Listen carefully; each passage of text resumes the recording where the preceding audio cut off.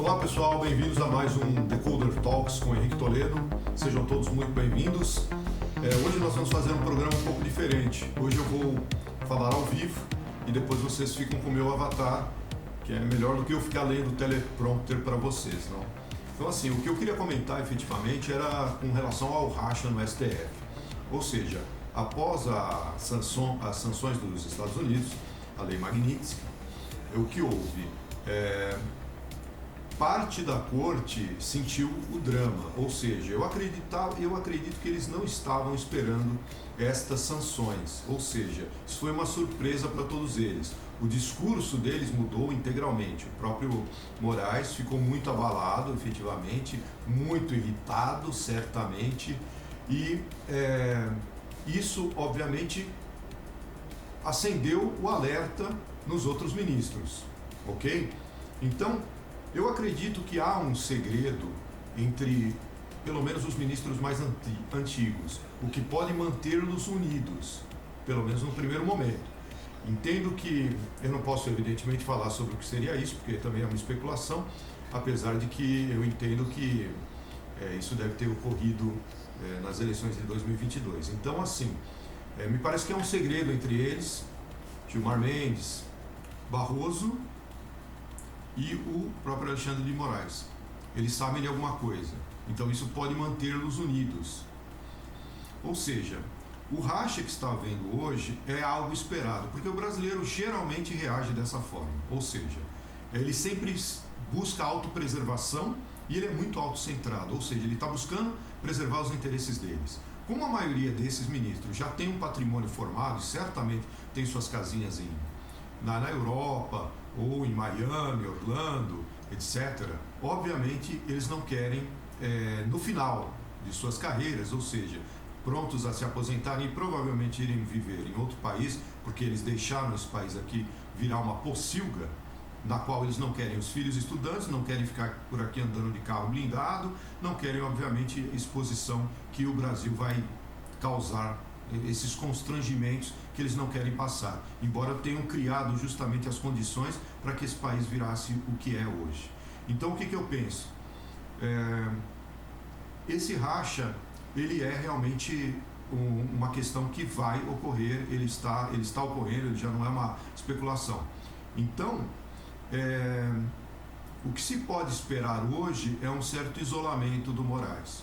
Bem, o que eu acredito é que os ministros novos, como não entraram posteriormente às eleições, talvez não conheçam nenhum segredo. Então, o objetivo deles é realmente se beneficiar com o regime. Ou seja, Zanin e Dino, eles vão buscar justamente benefícios dentro do regime, ou seja, vão apoiar o regime para que efetivamente sejam apoiados e consigam efetivamente melhorar o seu patrimônio, se é que vocês me entendem. Então, talvez esses ministros se vinculem ao Alexandre de Moraes e apoiem-no. Agora, obviamente, eles não fazem parte da primeira turma, então isso, obviamente, vai impactar no julgamento do Bolsonaro, tá certo? O voto, obviamente, do Alexandre de Moraes, que não tem mais nada a perder, obviamente será pela condenação, porque eu já expliquei por que ele precisa, obviamente, condenar o Jair Bolsonaro, porque ele já condenou 1.200 pessoas, né, 1.200 presos políticos que ele já tem, e, obviamente, para manter a narrativa do golpe, precisa condenar o Bolsonaro, porque senão fica sem o líder, a pessoa que encabeçou a suposta tentativa de golpe. Ou seja, é imprescindível condenar o líder, porque senão, obviamente, desmonta toda a narrativa do tal golpe, certo? Então, nós temos esse ponderamento que precisa ser feito agora. Bem, amigos, me permitam voltar para meu avatar e poder trazer os fatos com mais leveza e paixão. Como sempre digo, não há nada tão ruim que não possa piorar. Principalmente com o projeto de poder globalistas impulsionado pelo regime que tomou conta do Brasil. Vamos começar pelo início dessa bagunça institucional. Tudo começou com a sanção internacional imposta pelos Estados Unidos ao nosso Chandileide por violação de direitos humanos. Veja só, a Lei Magnitsky, feita para enquadrar tiranetes mundo afora, parece estar surtindo efeitos terapêuticos no comportamento do nosso monarca de toga. Nada como um congelamento de bens e passaporte ameaçado para amolecer o coração de um justiceiro autoritário. E ainda tem gente que defende esse tipo de canalice como se fosse virtude democrática. É inacreditável. Ou o déficit cognitivo da nação está em queda livre, ou a hipocrisia institucional atingiu níveis estratosféricos. Provavelmente os dois. Logo depois, para não dizer que sou injusto, vamos dar aquele momentinho de reconhecimento. O nosso famoso mundialmente Chandinelli, agora sob sanção internacional por violação de direitos humanos, olha que prestígio, teve um raro lampejo de generosidade. Ele liberou as redes sociais do jornalista Rodrigo Constantino. As sanções não foram uma brincadeira. Elas vieram da Lei Global Magnitsky, que só entra em cena quando há violações graves de direitos humanos. Adivinha o motivo? A atuação de Moraes contra opositores políticos, jornalistas e cidadãos comuns. Enquanto isso, Daniel Silveira continua preso há quase 5 anos. O motivo? Falou demais. Só isso. Nenhum ato violento, nenhuma arma, nenhum plano terrorista. Apenas palavras que incomodaram os ouvidos sensíveis dos imperadores do STF. Recentemente veio à tona que Silveira passou por uma cirurgia séria no joelho, está com infecção e não consegue tratamento adequado dentro do sistema penitenciário. Estamos caminhando a passos largos para ter mais uma morte institucionalizada nas costas do regime, como a do Clesão, que também morreu na prisão, mesmo depois da Procuradoria pedir sua transferência para tratamento fora da cadeia. E ainda tem gente se perguntando por que os Estados Unidos resolveram sancionar. Pois bem, tá aí. Repressão, censura, negligência médica e total desrespeito à dignidade humana. Isso é o que deveria estar na cadeia, mas continua andando de toga por aí. A ala mais suja do regime resolveu sair da toca. Aquela ponta de lança que faz o serviço que até os vermes evitam. E quem surge das profundezas com um pedido que cheira a podridão institucional? Ele mesmo, Lindbergh Farias, o eterno revolucionário de caviar. Aquele que sobreviveu a décadas de irrelevância política só com base no grito. O nobre deputado ingressou com uma ação no STF, sempre ele, pedindo que os bancos brasileiros sejam proibidos de cumprir as sanções impostas pelos EUA a Alexandre de Moraes. Sim, você não ouviu errado, o argumento fere a soberania nacional. Claro, porque impedir que bancos obedeçam sanções de uma potência mundial é o novo símbolo da bravura patriótica. Só esqueceram de avisar que soberania não se constrói passando pano para abuso de poder e censura institucionalizada. O pedido de Lindbergh foi parar nas mãos de quem? Cristiano Zanin, o pupilo de Lula, amigo de Moraes e atual ministro do Supremo. Porque, claro, nada como julgar um caso que envolve diretamente um aliado político e institucional. O Brasil virou um clube de amigos com toga, tapete vermelho e decisões sob medida. O advogado e professor da USP, Cristiano Carvalho, foi claro: se o STF obrigar os bancos brasileiros a ignorarem sanções americanas, o sistema financeiro inteiro entra em risco. O BNP Paribas, por exemplo, tomou 9 bilhões de dólares em multas por ignorar sanções. 9 bilhões. Os bancos vão se ver diante de uma escolha suicida. Ou descumprem as ordens dos EUA e tomam multa bilionária, ou desobedecem o Supremo Tribunal Federal. E aí podem ser alvos de processos, bloqueios, linchamento midiático e sabe-se lá mais o quê. É uma verdadeira sinuca de bico jurídica, criada por um grupo de canalhas que, de tão apegados ao poder, resolveram peitar o dólar. Boa sorte com isso. O Bradesco já se posicionou, vai seguir a legislação americana. Simples assim, porque tem operação lá fora, cartão internacional, investimentos e principalmente senso de autopreservação. A resposta de Lindbergh, um chilique, acusou o banco de se curvar a interesses estrangeiros. Ora, deputado, quem se curvou foi o senhor, só que pro autoritarismo tupiniquim, em troca de um carguinho, uma verba, um holofote. O mais cínico dessa história toda é ver esses políticos falarem em soberania nacional como se fosse um escudo mágico para defender canalhas sancionados. Não é soberania, é chantagem institucional. É tentar transformar o Brasil numa Venezuela gourmet, onde o judiciário legisla, julga, censura e prende. Tudo ao mesmo tempo, com cobertura de chocolate suíço da grande mídia. E falando nela, você não vai ouvir nada disso na Rede Globo, na Band ou no Estadão. Porque ali quem manda é o teleprompter do Palácio do Planalto. Os apresentadores viraram bonecos de cera, lendo o script do regime, com a mesma emoção de um tutorial do YouTube em russo.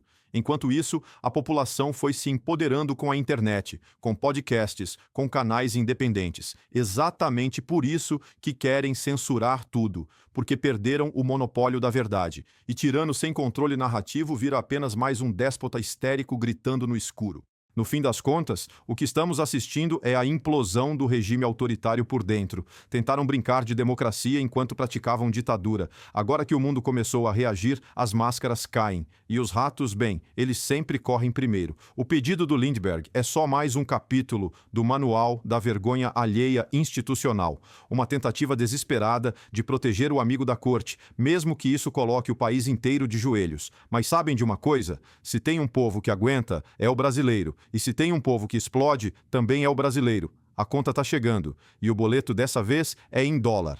Amigos e amigas do Decoder Talks, sentem-se, respirem fundo e preparem o estômago, porque o que vamos destrinchar hoje é, no mínimo, indigesto. A temperatura do Supremo Tribunal Federal, depois da sanção Magnitsky sobre o ilustríssimo chandileide, carinhosamente chamado Alexandre de Moraes, subiu a níveis vulcânicos.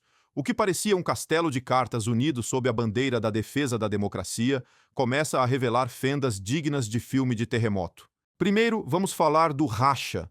O estopim foi a lista de sanções dos EUA, reconhecendo violações de direitos humanos atribuídas a Moraes, com provas encorpadas vindas de figuras como Paulo Figueiredo e Eduardo Bolsonaro. O resultado? O toga suja reagiu, posando de estadista corajoso, dizendo que não se curvaria às sanções Yankees, classificando a ação americana como covarde e reafirmando que o processo contra Bolsonaro seguiria seu curso, custe o que custar. Mas convenhamos, é discurso para inglês ver. Enquanto o chandileide subia no palanque jurídico, a bolsa tombava 2% no Ibovespa em pleno 31 de julho, antecipando a incerteza. O mercado, senhores, fareja insegurança jurídica igual tubarão sente sangue na água. E não perdoa. Na mesma noite, Lula puxou um jantar no Alvorada, tentando passar a imagem de unidade institucional. Foram ao banquete figuras como Barroso, Gilmar Mendes, Fachin, Zanin, Dino e, claro, o próprio Moraes. Mas 5 ministros do Supremo ignoraram o convite. Carmen Lúcia, Luiz Fux, Dias Toffoli, André Mendonça e Nunes Marques. Oficialmente, agenda lotada ou postura de neutralidade. Nos bastidores, o medo de tomar sua própria Magnitsky e perder casa em Miami, apartamento na Espanha ou férias na Disney, onde até ministro gosta de levar neto para abraçar o Mickey. Esse recuo foi entendido como sinal de ruptura. Ninguém quer ser queimado junto com Moraes. Fontes do próprio STF confirmam que a nota oficial de apoio ao colega sancionado foi escrita, na real, a 4 mãos por Moraes e Barroso. Só que depois, diante da resistência dos ausentes, saiu assinada apenas por Barroso, diluída, protocolar, sem citar diretamente os EUA ou a Magnitsky. Um recuo estratégico que mostra claramente: a lealdade institucional tem limites, e dinheiro no exterior fala mais alto. Ainda assim, fica o mistério. Por que Barroso, Gilmar, Zanin, Dino e Fachin parecem apoiar tão firmemente o chandileide? Alguns especulam que esse grupo sabe muito bem o que aconteceu nas urnas de 2022 e manter a narrativa intacta virou questão de sobrevivência. Gilmar, por exemplo, tem patrimônio pesado em Portugal e rumores indicam negócios através de filhos que comandariam construtoras bilionárias. Legal no papel, mas que poderia ser interpretado como questionável por autoridades americanas se olhassem mais a fundo.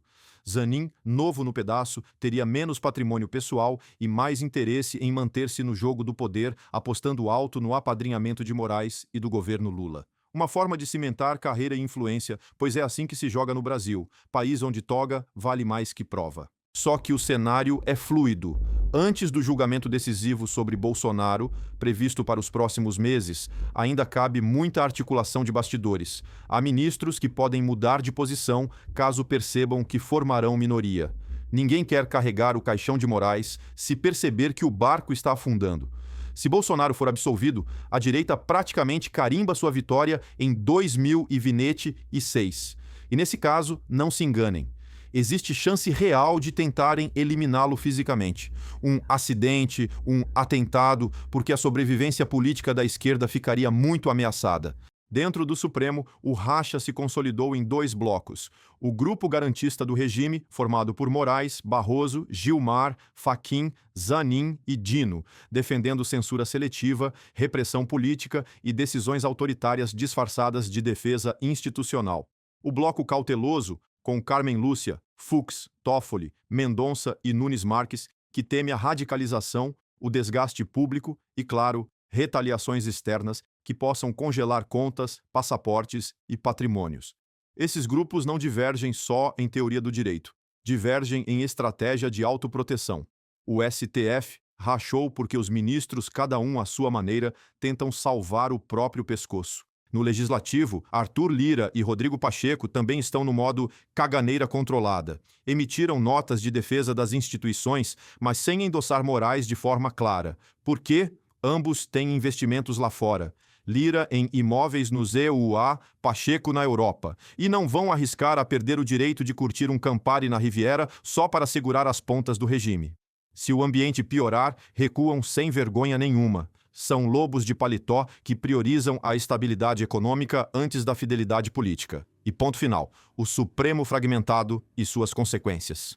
Essa divisão no STF pode virar uma dinamite, fragiliza a imagem de imparcialidade, espalha polarização para a sociedade, potencializando protestos, joga mais incerteza na economia, elevando o risco Brasil e piorando a taxa de câmbio. No limite, abre espaço para projetos como a PEC, que limita mandatos de ministros ou até impeachment de togados imperiais. Mas aí mora o perigo. Moraes, com uma canetada monocrática, pode afastar parlamentares, bloquear bens, vazar dossiês na mídia. E o Senado, meus amigos, demora meses para se mexer, enquanto o Soviete Tribunal age em 24 horas. Se Moraes seguir no comando, com o apoio dos 6 fiéis, podemos ver prisão de opositores, censura ainda mais escancarada, inflação alta, fuga de cérebros e investimentos, e a democracia, já manca, transformada num teatro sem plateia. Se o Supremo recuar e permitir a absolvição de Bolsonaro, haverá um refluxo conservador. Pode surgir legislação para conter abusos, reforçar mandatos temporários no STF e retomar a agenda do Congresso em 2026. É o melhor cenário? Talvez, mas vai doer. Não dá para ignorar o tabuleiro internacional. As conexões do Moraes com treinamentos de cibersegurança via ONGs, sempre no entorno de entidades tipo USAID, Open Society, gera um cheiro de controle narrativo digital. A ideia seria impedir a fragmentação do discurso, matando a pluralidade sob o pretexto de combater a desinformação. A mesma receita de regimes tirânicos. É o multiglobal que tanto sonham aplicar. Só que no Brasil, como eu sempre digo, o jeitinho autodestrutivo e egoísta do povo acaba complicando os planos. Somos muito diversos. Somos muito autônomos. Gostamos de improvisar. Não aceitamos bem ser mandados calar a boca. Comparando com a Venezuela, que é menor, culturalmente mais homogênea e muito mais miserável, fica fácil entender por que a agenda do controle lá se enraizou tão rapidamente. Aqui não cola do mesmo jeito, mas não se enganem, vão continuar tentando. No fim, esses togados não querem só dinheiro, querem glamour. Querem a Riviera, Miami, Disney, jatinho, hotel 5 estrelas. Não vão abrir mão de passaporte carimbado por um projeto autoritário miserável que os faça virar reis de uma favela armada. Preferem trair o próprio tirano a perder o visto para Miami. Por isso mesmo, acredito, Xandileide vai ser afastado, cedo ou tarde. É o bode expiatório perfeito, queimado pelas sanções e pela própria arrogância. Se continuar no comando, arrasta todos junto para o buraco. Mas não vamos nos iludir. Podem surgir eventos externos graves, inclusive violência política, para tentar restabelecer o regime autoritário na marra. Se as ruas saírem do controle, o establishment não hesitará em chutar a porta e impor medidas excepcionais, até mesmo dissolução do Congresso, sob pretexto de ordem e paz. O resumo da operação.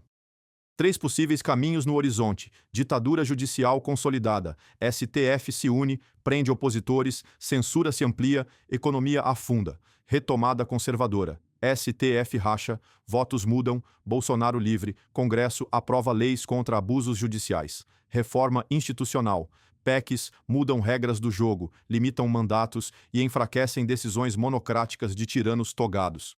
A chance maior, no meu palpite, é um STF rachado, com Xandileide sangrando e a turma pulando do barco como ratos antes do naufrágio. Isso não resolve a podridão, mas segura um pouco a venezuelização do Brasil. O Brasil segue à beira do abismo, cercado de abutres engravatados, cada um segurando sua fatia de poder enquanto finge defender a democracia. O racha no STF vai ser decisivo, e a sanção Magnitsky pode ser a faísca que faltava para implodir o autoritarismo togado. É aquela história, unidade pública não significa consenso real. E a hipocrisia, meus amigos, sempre escorre pelas rachaduras. Aqui é o Decoder Talks. Segurem firme, a queda pode ser longa, e eu estarei aqui para contar cada detalhe. Até a próxima!